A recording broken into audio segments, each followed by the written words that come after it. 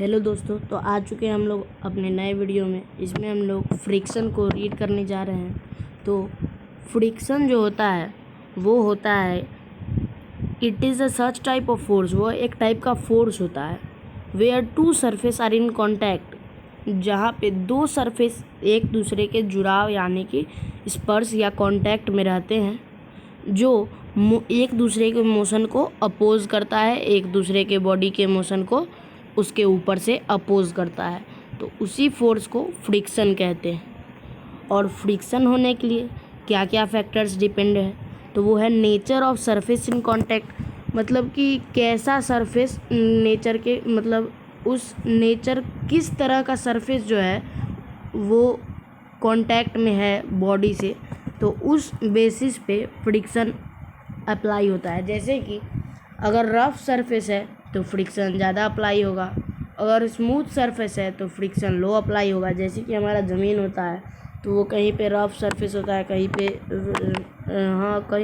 Rough surface होता है, कहीं पे स्मूथ सरफेस भी होता है। तो रफ सरफेस पे ज़्यादा अप्लाई होता है फोर्स ऑफ फ्रिक्शन, और आइस जो होता है वो पूरा स्मूथ होता है, तो उस पर फोर्स ऑफ फ्रिक्शन बहुत ही लो डिपेंड करता है। और दूसरा फैक्टर है force of friction depend upon inclination of object. जिस भी बॉडी के साथ जो फ्रिक्शन हो रहा है वो कितना इंक्लाइनेशन यानी कि कितना झुका हुआ है, कितना उस पर दूसरे बॉडी पर झुका हुआ है, उस पर भी फोर्स ऑफ फ्रिक्शन डिपेंड करता है। अब होते हैं फ्रिक्शन के तीन types of friction: static friction, sliding friction and rolling friction. तो स्टैटिक फ्रिक्शन होता है force of friction which does not allow two bodies to slide upon one another is called static friction।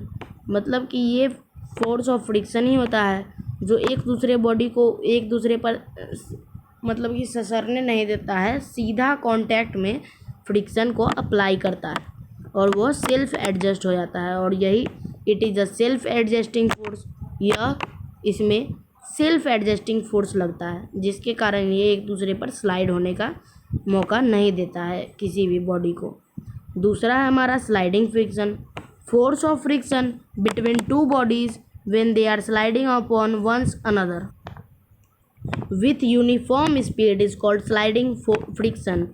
Force of friction का जो force होता है वो दो bodies के बीच में जब स्लाइडिंग होते रहता है तो कितना यूनिफॉर्म स्पीड में होता है, मतलब कि दोनों साइड से बराबर स्पीड में स्लाइड होता है, और तब जो फोर्स लगता है वही फोर्स ऑफ फ्रिक्शन जो होता है वो स्लाइडिंग फ्रिक्शन कहलाता है उन दो बॉडीज़ के बीच में।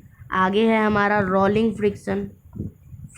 Force of friction existing between two surfaces in contact when one of them is rolling over other is called rolling friction. Rolling friction जो होता है उसमें भी दो बॉडीज़ होते हैं, उसमें भी फ्रिक्शन का फोर्स जो होता है वो दो बॉडीज़ के बीच में तब डिपेंड होता है जब वो दोनों एक दूसरे पर रोलिंग करते रहते हैं। इसमें ज़रूरी नहीं है कि वो एक ही स्पीड, मतलब बराबर ही स्पीड पे रोल करते हुए कोई अनइवन स्पीड पे भी रोल कर सकते हैं। वो ज़रूरी नहीं है कि वो यूनिफॉर्म स्पीड पे ही रोल करें।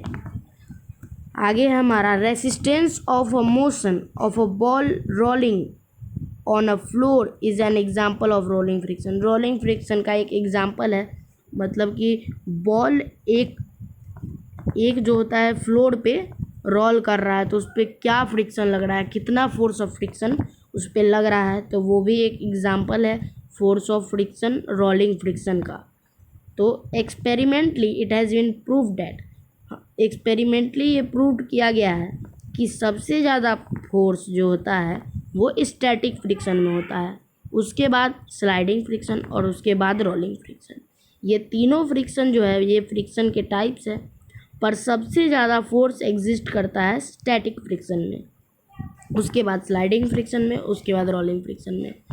ये तीनों ही फ्रिक्शन के एक टाइप है जो आप यहाँ पर जाने हैं। तो आपको कैसा लगा ये वीडियो फ्रिक्शन और फ्रिक्शन के टाइप्स के बारे में जानने के लिए, और ऐसे ही आगे की फर्दर वीडियोस के लिए लाइक शेयर सब्सक्राइब करें और बेल आइकन को ज़रूर दबाएं। Okay bye, stay home stay safe.